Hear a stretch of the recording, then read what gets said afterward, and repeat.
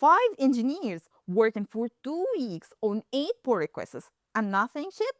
Explain. Because one feature touched 5 services. One feature touched 5 services, Yes, 5 teams, yes, so nobody can release until everybody's ready. yes. And why that? Because that's how microservices work. So that's what we optimized for. 5 teams working for 2 weeks to ship one feature. You didn't escape the monolith, you distributed it. The companies that made microservices popular had 1,000 engineers. You have 12. That little mismatch is the problem. And once you see the 4 hidden costs that create this conversation, you will know whether your team is actually benefiting from microservices or just paying for them. So let's open the invoice and read the charges.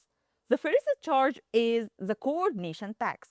You split the code, but you didn't split the logic.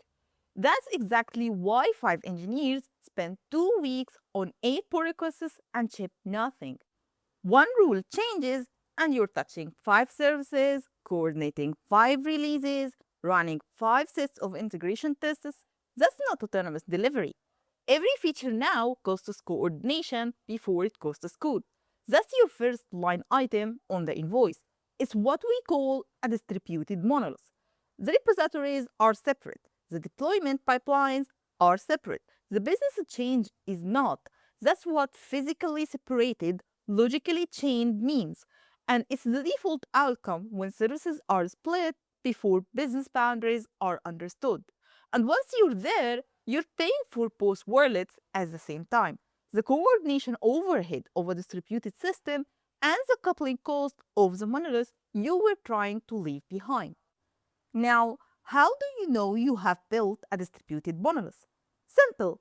Can one engineer ship a feature without another team?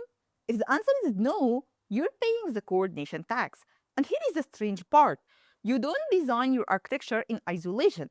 Your organization designs it with you. If your teams have to coordinate constantly, your services will too. That's Conway law. Design your teams first, then design your services. If one business capability can genuinely be owned, developed, tested, and deployed by one autonomous team, then this coordination cost starts buying you something. Otherwise, you're paying for a capability you don't yet have. The second charge is a latency tax.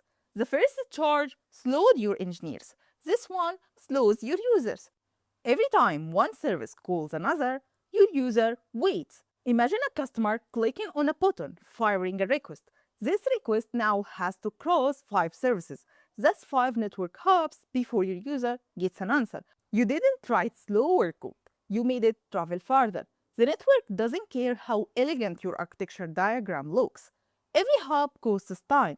That's physics, not opinion. An in-process function call takes nanoseconds. An HTTP call takes milliseconds. 5 services on the request path means 5 network hops and 1 user waiting. That's the latency tax. So, how do you know how much you're paying? Simple. Count the number of services your most common request touches. Now, measure the end to end latency. Those two numbers tell the story. If most of that time is spent moving between services instead of executing business logic, you're paying the latency tax.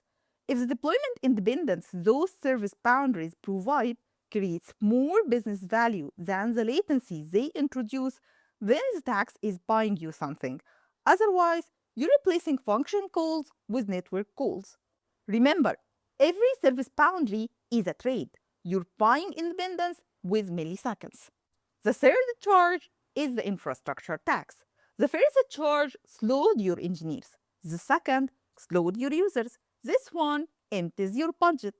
Every service needs somewhere to run its own compute, its own memory, its own deployment. Then you have to operate it, monitor it, log it, trace it. One service is not expensive, but 50 are. Every new service brings its own operational footprint. Your cloud bill is simply that footprint measured in dollars. You're not paying for your product, you're paying to keep your architecture alive. This is not hypothetical. Amazon Prime Video measured exactly this. They replaced a distributed serverless system with a monolith running on EC2 and ECS. and costs dropped by more than 90%. Not because monoliths are magically cheaper, but because they measured the bill. Amazon measured their infrastructure, but how do you measure yours? Simple. Open your cloud bill, separate the costs, which services exist because your users need them, and which exist because your architecture needs them. If keeping that architecture alive creates more business value than it costs, then the tax is buying you something. Otherwise, you're not paying for your product, you're paying to keep your architecture alive. The fourth charge is the reliability tax. The first charge slowed your engineers. The second slowed your users. The third emptied your budget. This one wakes you up at 2 a.m. When using microservices, you didn't just distribute your code, you distributed failure. One database becomes slow, the service calling it waits. The service calling that one waits too. Then another, and suddenly one problem becomes everyone's problem. That's a cascading failure. Then every caller retries, because retrying is normally the correct thing to do. 100 requests suddenly become 500, not because more users arrived, but because your own system created them. Now the struggling service receives even more requests. The thing you added to increase reliability made the outage worse. That's a retry storm. None of those failures started because somebody wrote bad code. They happen because once your system is distributed, failures become distributed too. And that raises one obvious question. How do you know you're paying this tax? Ask yourself, can one service fail without taking the rest of the system with it? If the answer is no, you're paying the reliability tax. So, why would anyone pay this tax? They are buying fault isolation, the ability for one service to fail without bringing down the rest. If that protection is worth more than the operational complexity it introduces, the tax is buying you something. Otherwise, you're paying to solve failures your architecture introduced. So, was opening this invoice ever worth it? Yes, sometimes. Every line item on this invoice buys something. Coordination buys autonomous teams. Latency buys independent deployments. Infrastructure buys independent scaling. Reliability buys fault isolation.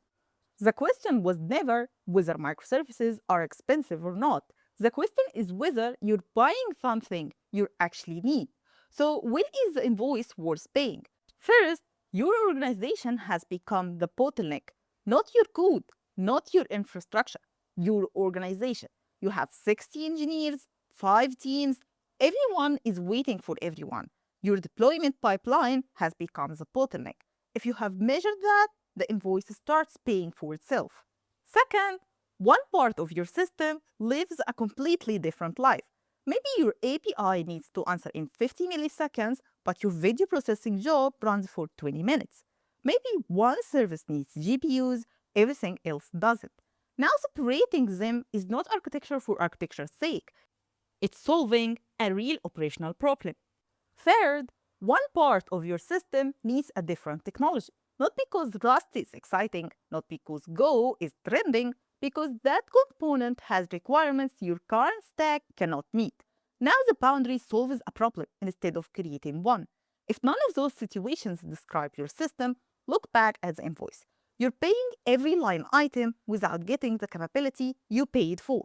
And before you create the next service, write the bill. How much latency? How much infrastructure? How much coordination? And how much operational complexity? If the capability you're buying is worth more than those costs, build the service. If it's not, keep the module. Every new service needs a business case, not an architectural opinion. Microservices are not an architecture, they are an investment. And investments are not judged by the cost, they are judged by their return. One question before you go: why did your team split its first service? And looking back, would you do it again? Tell me in the comments. And if you're wondering what to build before microservices, that's exactly what I'm building. It's called the Backend Atlas Kit, a collection of production-ready modules that let you start with a modular monolith and split services only when your business actually needs it. If that sounds useful, there is a waitlist below.